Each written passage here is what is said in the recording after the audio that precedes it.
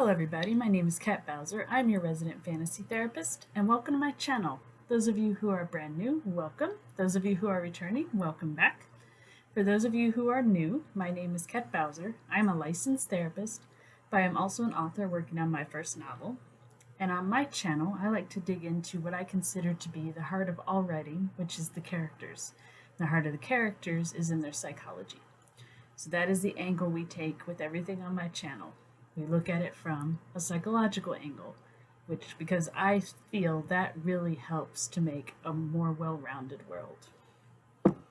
Alright guys, so for today, I wanted to talk about a topic that I've seen discussed quite a bit lately, and that is the ending of a book, specifically the bittersweet ending. And why are they so hard to do?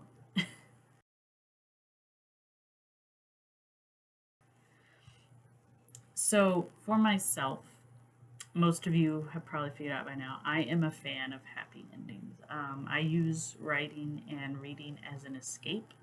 So I love it to see when the good guy triumphs. So I'm not a huge fan of sad endings or tragic endings.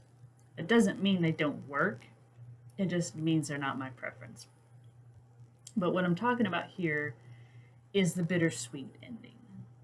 And I think bittersweet can really be defined differently by different people. For myself, when I think of a bittersweet ending, it means that the character has accomplished their goal, but there's been a hefty price to pay for it. I know some people consider a bittersweet ending to be that the character has accomplished what they set out to accomplish, but it wasn't worth it. I'm not a fan of that simply because I think that's too much bitter and not enough sweet.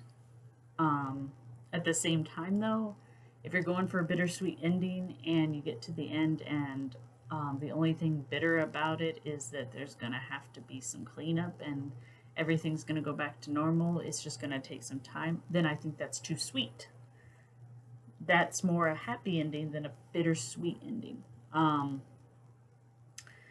And I think this has particularly come under fire lately because I'm not going to give spoilers right now, but I'm just going to bring it up.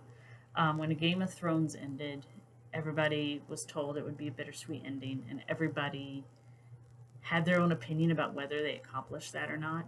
In my opinion, sort of, but not really. But like I said, I'm not going to go into spoilers on that. I'm just going to say that I think that's kind of why people started talking about it more. For myself, how exactly do you do a really good bittersweet ending? I think this one, for me, like I said, I think there has to be a price that the character has paid, but I think they should still have this sense of I would have done it again. I would do it again because it's what needed to be done, or because of this reason, that reason. But it doesn't mean that they're completely happy with the outcome.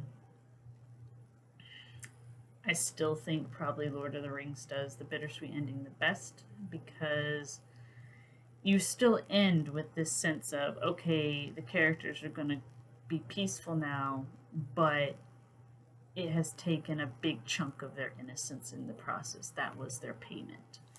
And not everybody can live like they wanted to at the end. So that's another price to pay. So I really think it boils down to a balancing act. Because you have to determine, okay, what price am I going to have these characters pay? Because there's multiple ones that you can use. I think a lot of times when people think of this, they're thinking about, okay, well, which characters die? That's fair. That is a fair way to do a bittersweet ending, is to have not everybody make it out alive. I almost think that's kind of a cop-out, though. And I'm not just saying that because I'm not a huge fan of the shock deaths. I'm okay with deaths in fiction if they make sense for the plot, but lately I've been seeing so many more where they just happen because it's shocking, it's saddening, and that's why we do it now, I guess. I'm not a fan of those. But I think people get caught up in the fact that they think they have to kill someone to get a bittersweet ending, and I don't think that's true. I think you can have all your characters survive to the end and it still be bittersweet. Because there's different ways that people work through things and deal with things that aren't going to guarantee a happy ending necessarily. Let's see, what's a good example? Okay, so this is actually a tragedy, but I think this concept is a good one. Is having a character that has witnessed something horrific or horrible happen to their family, their friends, whatever. They live. They live, and they still move on with their life, and they find new purpose in their life.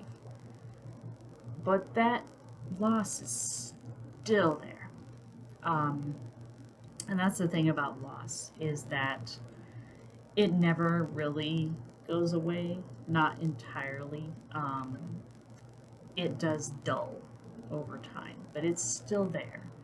So, someone who has lost a lot, whether it be people, whether it be status, whether it be something physical, they're still going to feel that, and they're going to feel that the rest of their life because they're not the same person that they were before this loss happened. Um, Loss of innocence is another one I see used a lot. And that one's a pretty good one, I think, for Bittersweet, because most of the time when we first meet these characters, they are usually kind of naive, but they're very optimistic. They have this belief that, you know, the good will win out in the end, the world is just, and things like that. And that usually makes sense for a very optimistic and naive character.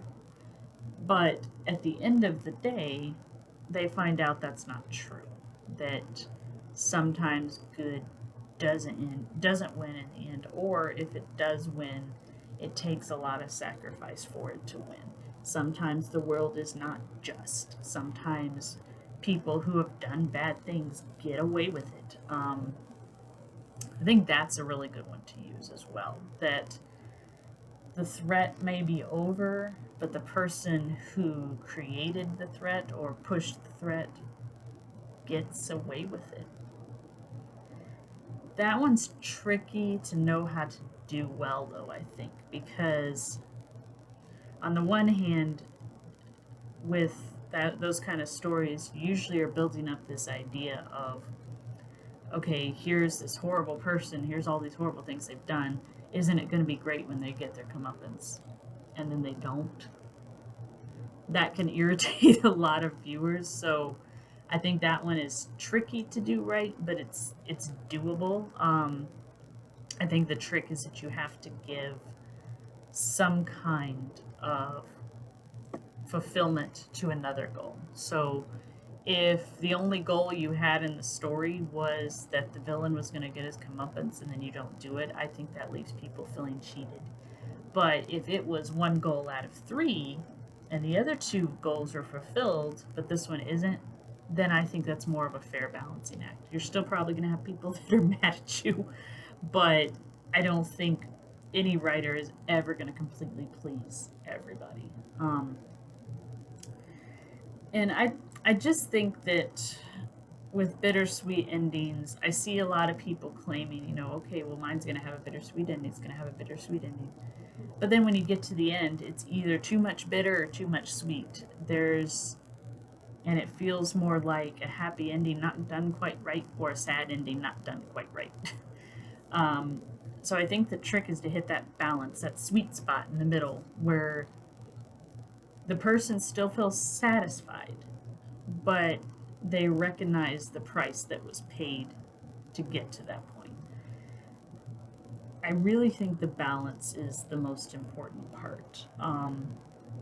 And I think it's important to remember that not everything in a book has equal weight. So something that happens to a secondary character's family, for example, is not going to have the same weight as something that happens to the main character's family, because we know the main character better than we know the secondary character.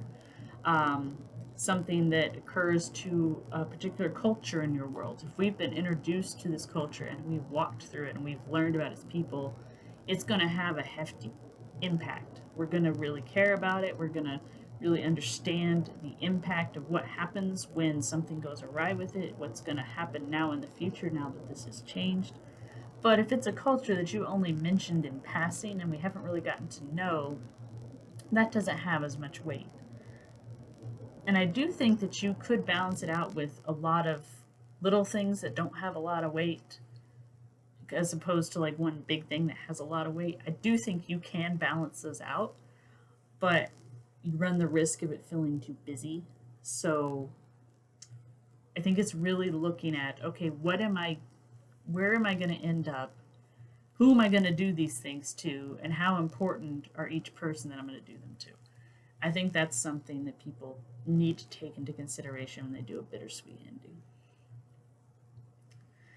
So those are just my thoughts on it, guys. Like I said, these are just my opinions. If you guys have your own opinion on what you think makes a good bittersweet ending, let me know. I want to read them. I'm always interested in hearing other writers and other readers' opinions.